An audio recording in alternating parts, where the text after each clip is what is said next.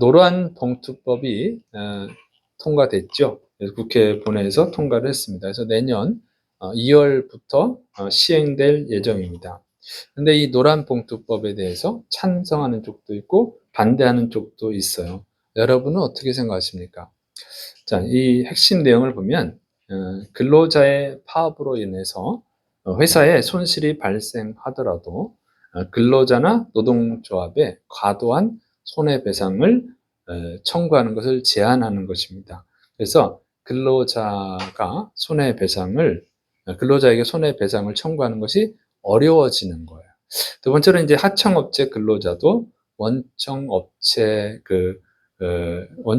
운영자랑 직접 이 교섭을 할 수가 있습니다. 그러니까 직접 고용한 그 고용주 사업자랑 교섭을 해야 되는데 하청을 받은 그 본청 회사로부터 하청을 받은 그 직원들도 본청하고 그 운영자랑 교섭할 수 있다는 거죠. 그렇게 돼 있어요. 그다음에 이제 근로자가 아닌 사람이 그 노조에 가입을 하면 그 노조는 인정을 안 해줬는데 이제 인정을 해준다는 거죠. 이렇게 역으로 생각해 보면 근로자가 아닌 사람도 노동조합에 가입해서 활동할 수 있게 되는 거예요. 그 길이 열린 겁니다.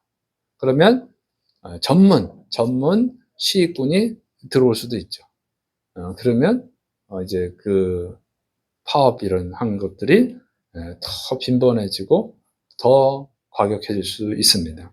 그러니까 이런 노란봉투법은 그러니까 원래 이름이 이렇게 돼요. 노동조합 및 노동관계조정법입니다. 그래서 과거에 그 파업으로 인해서 회사에 손실이 발생하고 그 노동조합에 그 손해배상을 청구하는데 그거를 그 배상금을 이제 노란 봉투에 돈을 모아가지고 전달해가지고 노란봉투법이 됐다고 그래요. 어쨌든 이 노란봉투법을 보면 노동자에게 완전히 유리한 법입니다. 그러면 그 회사 운영자 입장은 어떻게 될까요? 이제 운영자들이 걱정하죠. 그러면 파업이 증가할 것이다. 파업을 해도 회사에 손실을 입혀도 이게 손해배상 청구하기 어렵잖아요. 그러니까 이제 파업이 많아지겠죠. 그리고 뭐 전문 시익군도 들어올 수도 있고 그러니까. 그리고 이 경영자가 결정한 것도 노동쟁의 대상이 되는 거예요. 그러니까 이 노조의 압력을 무시하고 막 결정해버리면 어려움이 생기는 거죠. 경영에 어려움이 생겨요. 그래서 경영권 침해를 받을 수가 있고, 그다음에 이 사고 시 책임은 또 커집니다.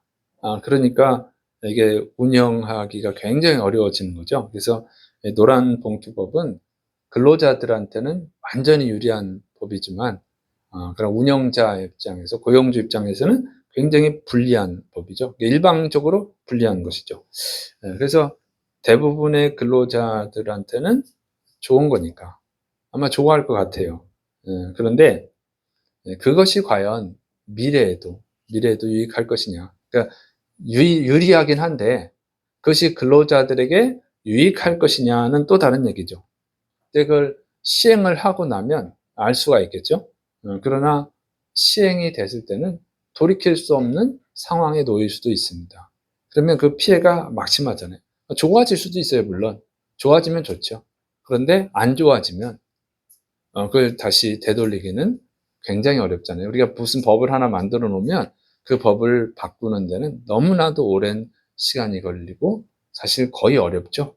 그래서 이제 미리 예측을 하고 또 거기에 문제가 발생한 것들을 예상을 해서 대처하는 것이 중요합니다.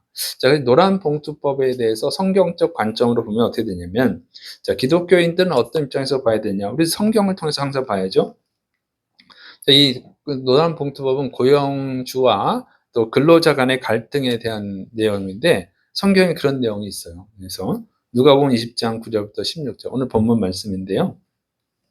포도원 주인과 농부들 사이에서 발생하는 그런 사건을 소재로 한 비유입니다. 자, 이 말씀 보면 이렇게 되어 있어요. 포도원 주인이 포도원을 만들어 놓고 그 다음에 그 농부들을 고용합니다. 그러니까 소작농이에요. 소작농을 고용해서 그들이 그래서 나오는 열매 너희가 갖고 그 일부를 주인한테 주기로 이렇게 약속을 하고 이제 먼 나라로 갑니다. 그리고 오랜 시간이 지나서 이제 그 포도가 수확할 때가 된 거예요. 그래서 종을 보내 가지고 그 약속을 했으니까 그 농부들한테 그 소출의 일부, 그러니까 수익금이죠. 쉽게 말하면 수익금의 일부를 받아 가지고 와라. 그래서 인제 명령을 내려서 종이 갔는데 포도원 농부들이 그걸 주지 않고 약속을 어기고 포도원 그 주인이 보낸 종을 구타해 가지고 돌려보냅니다. 그 두 번째, 세 번째 보냈어요. 세 번째 종까지 전부 다 때렸다는 거예요. 꼭 세 번이라고 하는 것은 그냥 상징적 숫자예요. 그래서 보통은 이 이스라엘에서 세 번 하면 완전히 잘한 거예요. 예, 그런 겁니다. 그래서 그런 의미거든요. 그래서 세 번을 보냈다는 의미는 그 정말 최선을 다했다는 거죠. 그런데도 죽이니까 이제 포도원 주인이 그러면 내 아들은 상속자니까 내 아들을 보내면 그들이 좀 존대하겠지, 예우하겠지. 그런 생각을 하고 아들을 보냈어요. 아들을 보냈더니 포도원 농부들이 저 아들은 상속자니까 저 아들을 죽이면 그러면 상속할 사람이 없으니까 우리가 우리 것이 되겠다. 우리가 차지하면 되겠다. 이런 생각을 해가지고 이 포도원 주인의 아들을 죽였다는 거예요. 자, 예수님이 이렇게 비유를 말씀하시다가 자, 이렇게 되었을 때 포도원 주인은 어떻게 할 것 같으냐 하고 그 듣는 무리에게 질문을 합니다. 그리고 곧바로 해답을 말씀하시죠. 포도원 주인이 와서 그 농부들을 죽이고 포도원은 새로운 농부들, 새로운 소작농들한테 맡길 것이다. 이렇게 말씀하셨습니다. 자, 여기 말씀에 나오는 포도원 주인은요, 그러니까 하나님을 상징하는 거예요, 영적으로는. 그 세상적으로 보면 경영자, 뭐 고용주죠. 그다음에 농부들은 영적으로 보면 하나님의 백성들입니다. 그러니까 첫째는 이스라엘 백성들이죠. 이스라엘 백성들. 또 세부적으로 들어가면 그 당시 종교 지도자들, 대제사장들, 사두개인들, 바리새인들, 그 서기관들 이런 사람들이고 세상적으로 보면 소작농은 그 남의 땅을 빌려서 일하는 소작농인데 현대식으로 말하면 월급 받는 근로자들이죠. 그다음에 이제 종과 아들, 종은 영적으로 보면 선지자, 하나님이 보내신 종들이고 그다음에 아들은 독생자 예수님이고 세상적으로 보면 뭐 중간 관리자죠. 아들은 뭐 사장 아들이고 그다음에 이제 소출의 수익금은 뭐예요? 영적으로는 하나님이 기뻐하시는 열매죠. 그래서 열매들 말씀 순종하는 것, 거룩한 것, 주일 예배 드리는 것, 11조 드리는 것, 사랑 실천하는 것, 전도하는 것, 기도하는 것, 뭐 봉사하는 것 이런 것들입니다. 그다음에 세상적으로 보면 노동자를 통해서 얻는 이익이죠.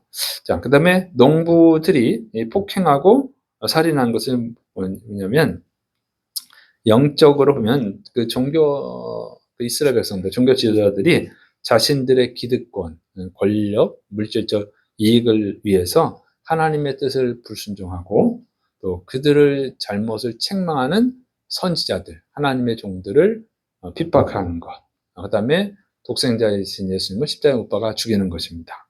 그다음에 세상적으로 보면 뭐 자기 이익을 위해서도 근로자들이 시위하고 파업하고 뭐 회사 기물을 파손하고 또 중간 관리자를 뭐 폭행하거나 뭐 이런 것들입니다. 그다음에 뭐 사장의 그 영향력을 인정하지 않는 것 이렇게 볼 수 있죠.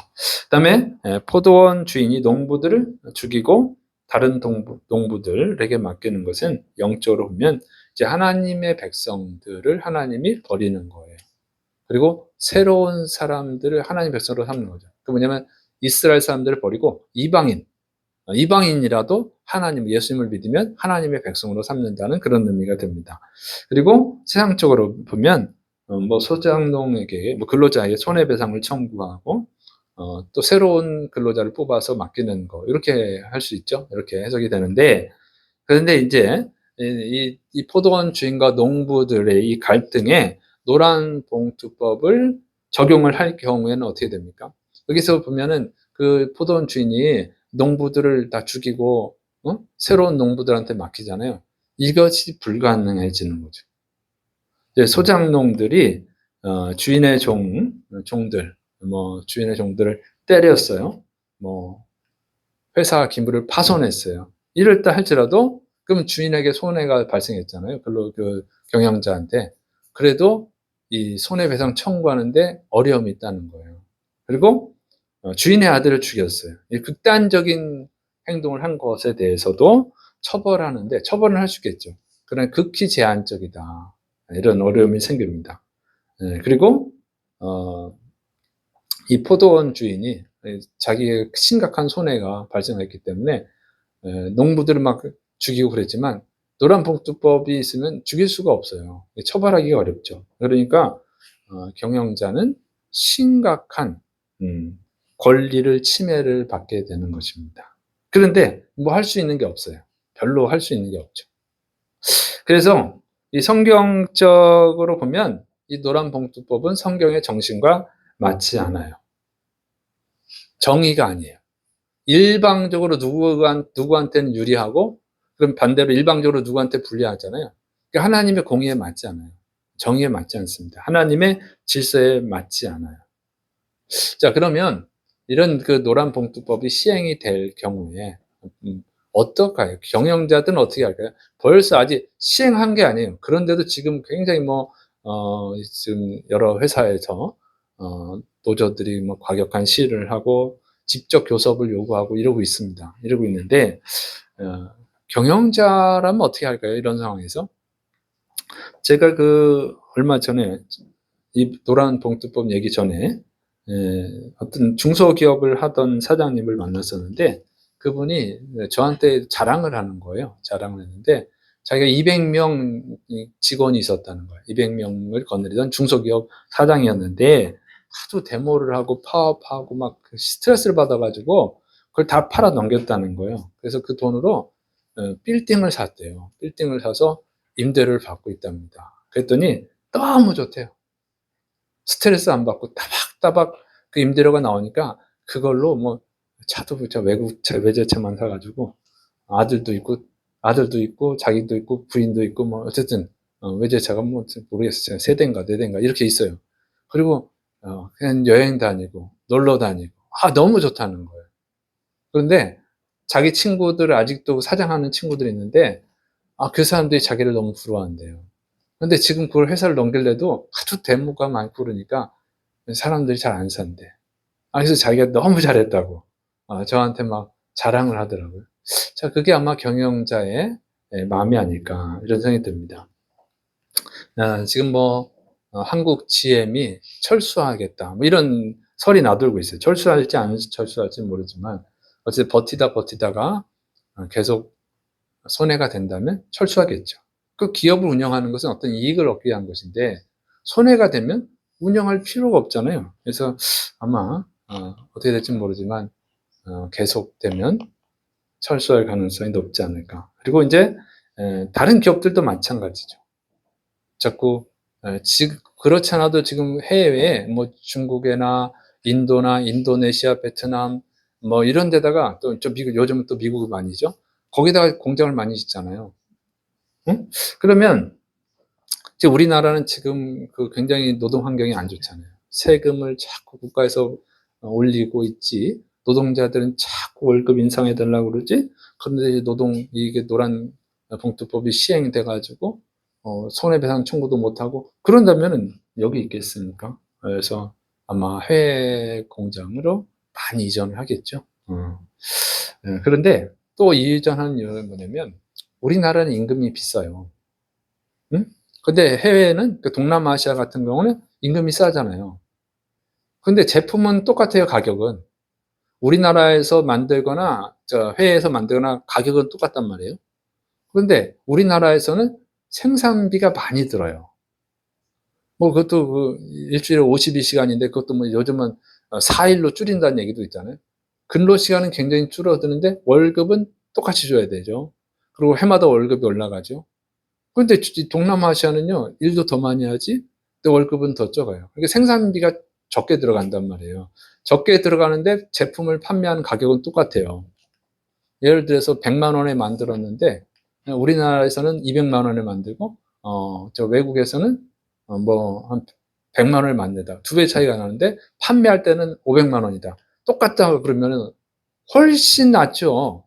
다른 나라에서 만드는 게. 생산비가 적은 데서 만드는 게 훨씬 낫잖아요. 그러니까 자꾸 해외로 가는 거예요. 선진국들이 해외로 동남아시아 쪽으로 가는 겁니다. 왜냐면 생산비는 줄어드는데 그 판매비는 똑같으니까 수익이 많이 남잖아요. 그리고 복잡하지 않잖아. 노동쟁이 이런 거 없고. 그러니까 훨씬 그쪽으로 나가겠죠. 그리고 또 이제 그러면 앞으로 이렇게 많이 이전하면 그럼 어떻게 되겠어요? 우리나라에는 일자리가 사라지겠죠. 이게 심각한 문제가 되는 겁니다. 지금 뭐 좋은데, 지금 당장은 좋은데 앞으로는 심각한 문제가 될 거예요. 그다음에 그 남아있는 회사들은 어떻게 할 것이냐. 요즘 AI가 굉장히 발전하고 휴머노이드가 발전을 했습니다. 그것으로 대체하는 거죠. 그래서 요즘도 여러분이 그 식당 가면 키오스크가 있잖아요. 그 주문하는데 주문 받는 직원이 하나 줄어드는 거죠. 그리고 그 음식을 날라다주고 또 빈 그릇을 수거해가는 로봇가 돌아다니고 있어요. 그만큼 또 직원이 필요 없어지는 거죠. 그런데 그건 이제 지금은 굉장히 간단하단 말이에요. 지금 만들고 있는 로봇들은, 지금 개발된 로봇들은요, 거의 사람하고 똑같아요. 사람과 똑같은 행동을 합니다. 그럼 사람이 할 수 없는 행동도 하는 로봇도 있고, 힘은요, 사람보다 더 강해. 더 힘이 세요. 그리고 사람은 8시간 근무하잖아요. 이건 거의 24시간 일을 해도 아무 상관없어요. 노동법에도 안 걸려요. 데모도 안 해요. 그러면 어떻게 하겠어요? 여러분이 사장이라면 어떻게 하겠어요? 당연히 로봇을 쓰겠죠. AI, 휴머노이드를 쓰겠죠. 자, 그렇게 되면 우리나라의 미래는 굉장히 어렵다. 그래서 한 민간 연구기관에서 그 분석을 했는데 연간 약 2만 개의 일자리가 사라질 거랍니다. 1년마다 2만 개씩 사라지는 거예요, 일자리가. 그리고 기업들이 경영 리스크를 우려해서 신규 채용을 줄이고 보수적으로 고용을 할 것이라는 거죠. 그러면 청년, 비정규직, 하청업체 근로자 같은 분들이 타격을 받게 된다고 하는 거예요. 그래서 이것은 뭐 이런 예상은 너무나 상식적인 거죠. 당연한 거죠. 입장을 바꿔서 생각하면 당연한 거 아니겠어요? 자기가 경영자라면 그렇게 하겠어요. 어? 자기가 경영자라면 이렇게 자꾸 파업하고 회사에 손실을 끼치고 자꾸 월급 올려달라고 그러고 그런 노동자들을 고용할 수 있겠냐? 당연히 못하죠. 무슨 경영을 하는 것은 이익을 얻기 위해서 하는 건데 여러분이 직장에 다니는 것도 이익을 얻기 위해서 다니는 건데 똑같잖아요. 이익을 얻기 위해서 다니는 건데 이익이 안 되고 손해가 된다면 뭘 하겠어요. 그럼 뭐 사고가 발생하면 그 책임을 엄청 크게 져야 된다. 당연히 안 하죠. 그래서 앞으로는 일자리가 굉장히 많이 없어질 것이다. 그래서 지혜롭게 생각해요. 제가 이제 또 생각해 보니까 지금 외국인 노동자들도 많이 들어와 있잖아요. 그 이유가 뭡니까? 우리나라 사람 쓰는 것보다 훨씬 더 이익이 되니까. 그런데 앞으로 이런 식으로 되면 외국인 노동자도 안 쓸 것 같아요. 일자리가 없어지는 거지. 일자리가 없어지죠. 그러니까 외국인 노동자도 쓸 이유가 없어지는 거예요. 외국인 노동자도 사라질 것이고. 그러면 우리나라는 굉장히 어렵다. 그래서 지금 그 일자리가 없어진 도시들도 있잖아요. 그래서 몇몇 도시들 지금 뭐 자동차 생산하던 도시, 조선 그 철강 생산하던 도시들이 다른 데로 옮겨갔어요. 이번에 또 부산에 있는 게 충남 당진으로 옮겨간다고 하더라고요. 그러면 그 도시가 어떻게 되느냐? 일자리가 없어요. 수입이 없잖아요. 수입이 없으면 먹고 살 수가 없잖아요. 소비를 할 수가 없죠. 소비를 할 수가 없으면 어떻게 됩니까? 그러면 거기 상가들이 다 비어지는 거예요. 상가들이 비고. 그 수입이 없으니까 어떻게 해? 아파트들이 일자리 있는 데로 또 사람들이 옮겨가잖아요. 아파트 가격이 다 떨어지고 상가 가격이 다 떨어지고 병원이 없어지고 학교가 없어지고 하나씩 없어져요. 공동화가 돼버린다고. 그 도시가 비어버려요 지금. 이게 우리나라에서 지금 일어나는 일이에요. 그런데 이게 노란봉투법이 시행돼서 전체적으로 되면 우리나라는 정말 끔찍해진다. 그 살아남은 소수의 노동자들은 엄청난 대우를 받겠죠. 그런 나머지는 굉장히 어렵습니다. 그래서 요즘 젊은이들이 해외를 취업하는 젊은이들이 늘어나고 있다는 거예요. 미리 대책을 쓰는 거예요. 지혜로운 거예요, 그런 거는. 자, 그래서 좀 생각을 해야 된다. 우리가 지금 당장 좋은 것이 아니라, 저는 요즘 그런 생각이 들어요. 이런 걸 보면서 황금알을 낳는 거위를 잡아먹는 거구나. 네. 당장 잡으면 그 뱃속에 뭐 황금알이 몇 개 더 있었겠죠. 그런데 더 이상 안 생겨요. 그러면 그때부터 이제 정말 가난에 시달려야겠죠. 그래서 황금알을 계속 낳게 하는 게 낫지. 한 번에 다 잡아먹으면 나는 좋은데 미래가 없잖아요. 후손들의 미래가 없어요. 그래서 정말 이게 지혜로워야 됩니다. 미련한 거예요. 지혜로워야 됩니다. 여러분은 지혜로운 분들이 되시기를 축원합니다. 지금 우리나라 전망이 그래요. 그러니까 미리 좀 전망을 하고 대책을 세워야 돼요. 이런 법대로 계속 갈 거예요, 아마. 그럼 거기 대책을 세워야 돼. 지금 돌이킬 수 없다면 이대로 가겠죠. 그럼 그대로 지금 예상이 되는데 그대로 아무 대책도 안 세우고 준비도 안 하고 있다 그러면 여러분의 미래는, 여러분의 자녀들의 미래는 그냥 어둠입니다. 그래서 지혜롭게 대책을 해야 됩니다. 자, 그리고 이제 성경 말씀을 다시 돌아가서 이 비유를 통해서 하나님이 우리에게 하시고자 하는 말씀은 무엇일까 하는 겁니다. 자, 포도원 주인은 하나님이라고 그랬죠. 농부들은 하나님의 백성들입니다. 자, 포도원 주인이 농부들에게 그 소출의 일부를 받으려고 했다는 거예요. 농부들은 포도원 주인에게 그 포도나무 일부를 드려야 될 의무가 있다는 거예요. 그리고 그 열매는 뭐냐?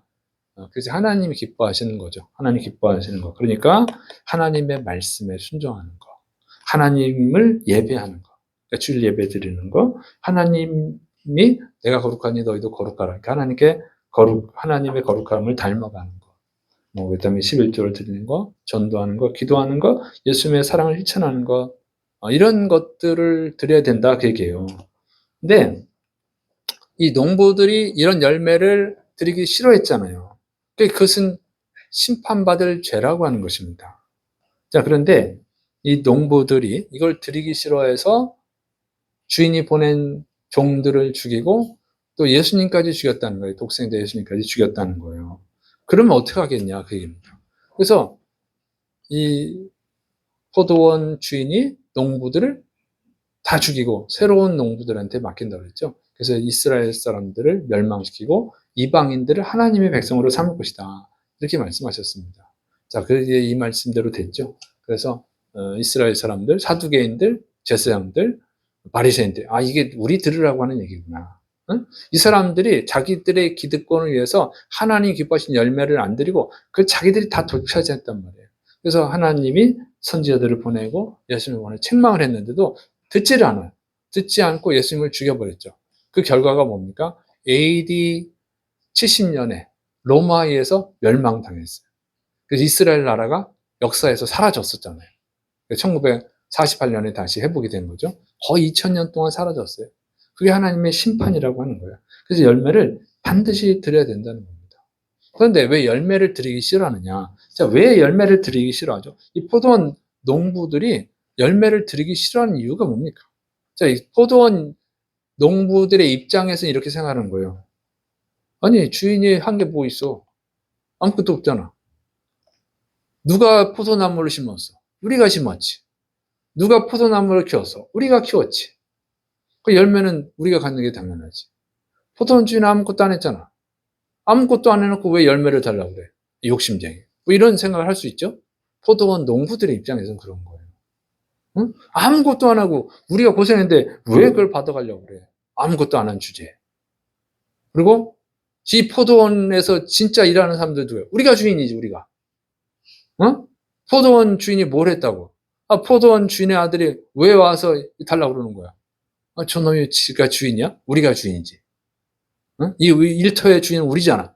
그래서 죽여버려야지. 우리가 가져야지. 이렇게 했다는 거죠. 이게 뭡니까? 자기 중심적 사고라, 그게. 자기 중심적 사고. 자기 입장에서만 생각한 거죠. 자기 입장에서 생각하면 맞잖아요. 포도나무 누가 키웠어요? 자기들이 키웠어. 포도 열매 어떻게 해서 자라나? 자기들이 수고해서 났어. 그 누가 가져야 돼? 고생한 사람들이 가져야지. 고생 안 한 것들이 왜 달라고 그래? 이렇게 되는 거예요. 그런데 여기에 문제가 있어요. 뭐가 문제입니까? 그 포도원은 어떻게 생겨났나요? 이 포도원 농부들이 포도원이 있어서 일하게 된 거잖아요. 포도원이 없었으면 포도나무를 심을 수도 없어요. 열매를 거둘 수도 없어요. 그럼 포도원이 있어서 자기들이 일할 수 있게 되고 열매를 거둔 거잖아요. 그 포도원은 어떻게 생겨났냐? 자기들이 만들었냐? 그렇지 않죠. 주인이 만들어줬잖아요. 주인이. 그리고 포도원에서 일할 사람들은 다른 사람들도 있어요. 근데 자기들한테 맡겨줬잖아요. 그러니까 이걸 생각 안 하는 거예요. 포도원을 만들어준 것은 주인이다. 그리고 그 포도원에서 일할 수 있는 은혜를 준 것은 주인이다. 이것을 생각을 했어야죠. 이것을 생각하면 당연히 드려야지. 이렇게 되는 겁니다. 근데 이걸 생각 안 한다는 거예요. 자, 지금 그 선진국들이 우리나라도 그렇고 자꾸 회사를 해외로 이전하잖아요. 응? 왜 이전합니까? 개발도상국들한테 많이 가죠. 거기는 막 오라고 그래. 응? 오면 세금 혜택을 준다 그래. 우리는 막 세금을 거두는데 세금 혜택을 주겠다. 또 땅도 제공해 주겠다. 인프라도 제공해 주겠다. 막 자꾸 준다 그럽니다. 왜 그러나요? 그 나라들은 일자리가 없어요. 직장이 없어. 그래서 국민들이 일할 데가 없어요. 일을 못하니까 월급을 못 받잖아요. 월급이 없으니까 가난하게 살잖아요. 그럼 일자리를 만들어줘야 되는데 그 나라들은 일자리를 만들어줄 돈이 없어요. 돈이 없어 일자리 못 만들어줘. 만들어주고 싶지. 근데 일자리를 만들어줄 돈이 없어. 또 일자리를 만들어줘도 줄 돈이 없어요. 그래서 못한단 말이에요. 근데 외국 기업이 와요. 그럼 일자리가 생겨납니다. 그 외국 기업이 돈을 줘요. 그럼 자기들 국민들이 돈을 벌어요. 그럼 부자가 돼요. 돈을 쓰게 됩니다. 생활하기가 좋아져요. 그러니까 자꾸 유치하는 거예요. 자꾸 유치하는 겁니다. 그러니까 그런 나라는 점점 잘 살게 되죠. 그래서 지금 외국 기업이 많이 들어갈수록 그 나라는 발전하고 잘 살게 되잖아요. 우리나라도 옛날엔 그랬잖아요. 우리나라도 가장 못 사는 나라, 일제강점기를 지내고 6.25 전쟁을 치렀을 때 세계에서 가장 못 사는 나라. 그래서 지금 개발도상국들한테 지원까지 받았던 나라가 우리나라입니다. 그때는 일자리가 많았잖아요. 일자리 막 제공해주고. 반대가 된 거예요. 그래서 일자리가 중요한 겁니다. 일자리를 만들어준다는 것이 감사한 일이에요. 그래서 지금 가난한 나라들은 자꾸 오라고, 외국 기업도 오라고, 응? 일자리, 땅을 제공해 주겠다, 세금 혜택을 주겠다, 뭐 50년을 보장해 주겠다, 뭐 이런 약속들을 하잖아요. 그래서 갑니다. 그걸 이해를 하셔야 돼요. 그래서 영적인 교훈은 뭐냐면 우리가 하나님의 은혜를 알아야 된다는 거예요. 자, 우리가 하나님께 열매를 드리는 것이 아까워서는 안 되는 겁니다. 그러니까 여러분이 건강이 있으니까 일할 수가 있어요. 또 생명, 시간이 있기 때문에 일할 수가 있어요. 응? 여러분에게 실력이 있어요, 능력이 있어요. 그런 것들 때문에 일을 하고 살아갈 수가 있죠. 또 직장이 있어서 일할 수가 있고. 근데 그런 것들이 이 영적으로 보면은 하나님이 제공해 주신 포도원이라는 거예요. 지금 여러분이 살아가고 있는 것은 하나님이 포도원을 만들어 주셨기 때문에 여러분이 그 포도원에서 일을 하고 살아가고 있다는 거예요. 그러니까 당연히 하나님께 감사 열매를 드려야 된다고 하는 것입니다. 그 감사 열매를 드리지 않으면 그럼 하나님이 배은망덕한 것 하고 심판을 하신다는 거예요. 여러분은 하나님께 감사드리는 분들이 되시를 축원합니다. 여러분 하나님께 이 시간을 내서 예배 드리는 것을 아까워하지 마세요. 그러면 하나님이 그 사람을 축복하시겠어요? 안 하신다고. 은혜를 몰라. 여러분 오늘 당장이라도 하나님이 여러분의 건강을 가져가시면 어떻게 하겠어요? 병원에 있어야 돼요. 여러분 직장을 가져가시면 어떻게 해요? 여러분 실직자 되는 거예요. 여러분의 생명을 오늘 거두시면 어떻게 해요? 내일에는 시간이 없어지는 거예요. 그거 다 하나님이 주신다는 겁니다. 이걸 깨달아야 돼요. 이걸 깨닫지 못하면 여기 있는 이스라엘 백성들처럼 되는 거예요. 바리새인들, 사두개인들. 분노하고 감사하는 게 아니라 오히려 분노하고 예수님을 죽이죠. 그 결과는 심판이에요.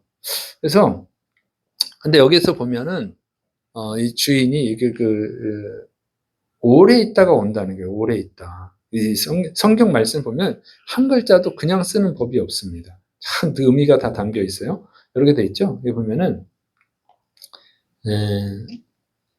9절에 그가 또 이 비유로 백성에게 말씀하시기 시작하니라. 한 사람이 포도원을 만들고 농부들에게 새로 주고 타국에 가서 오래 있다가 그랬어요. 세금을 받기로 하고, 그런 새로 준다는 것은 새 것을 준다는 게 아니라 세금을 받기로 하고 줬다 그런 뜻이에요.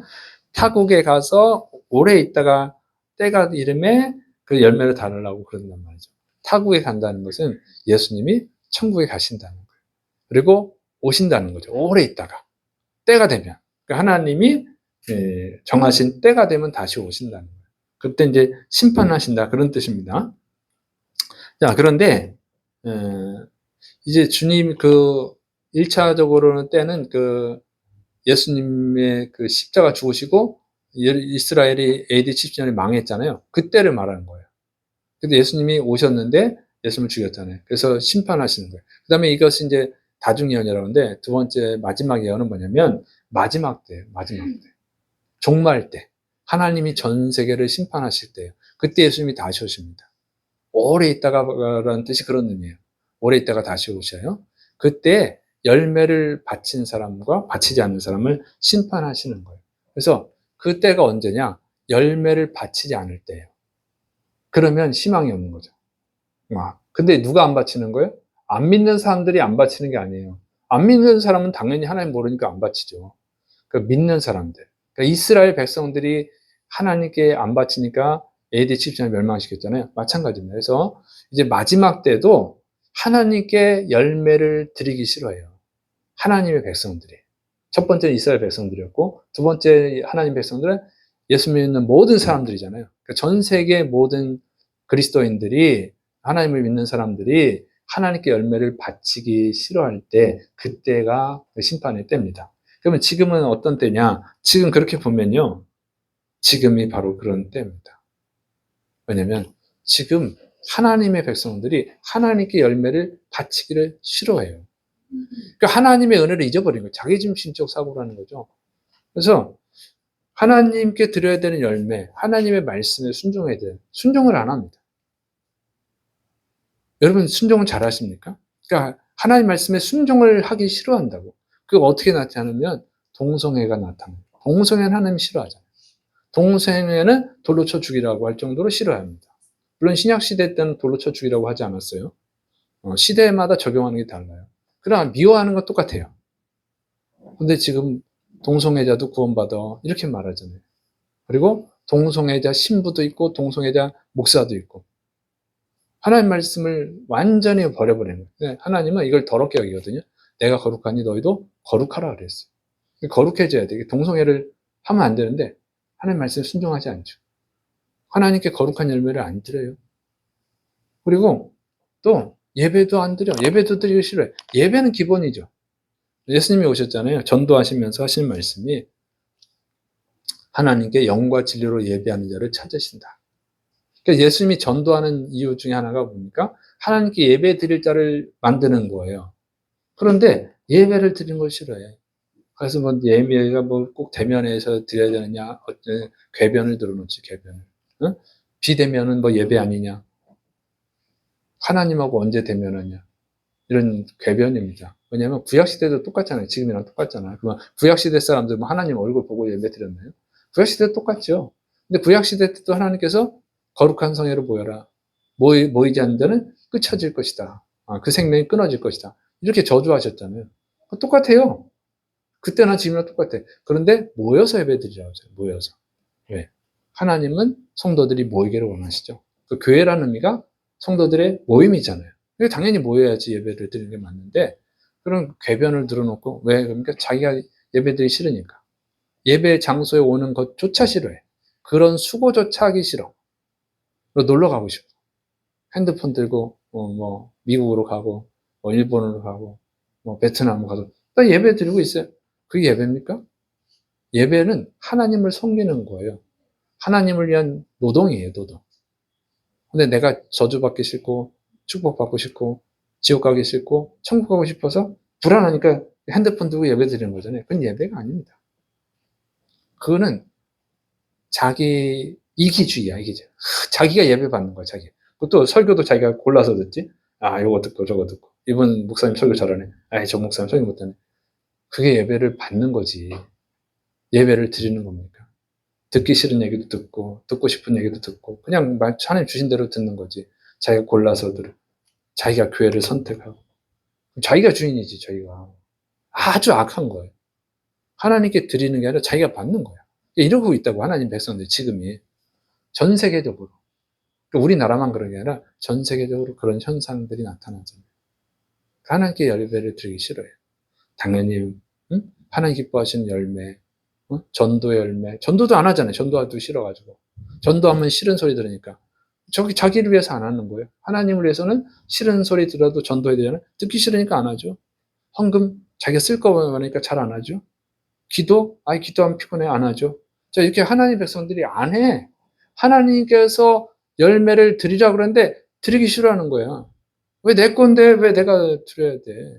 이런 식으로 있다. 그래서 이걸 보면 하나님 백성들도 무지하다. 그러니까 이스라엘 백성들과 똑같이 상태가 된 거예요. 이 AD 70년에 멸망한 그런 이스라엘 백성들과 똑같은 상태에 지금 있다는 게 우리나라가. 또 전 세계 기독교인들 대체로. 그래서 전 세계적으로 기독교인이 줄잖아요.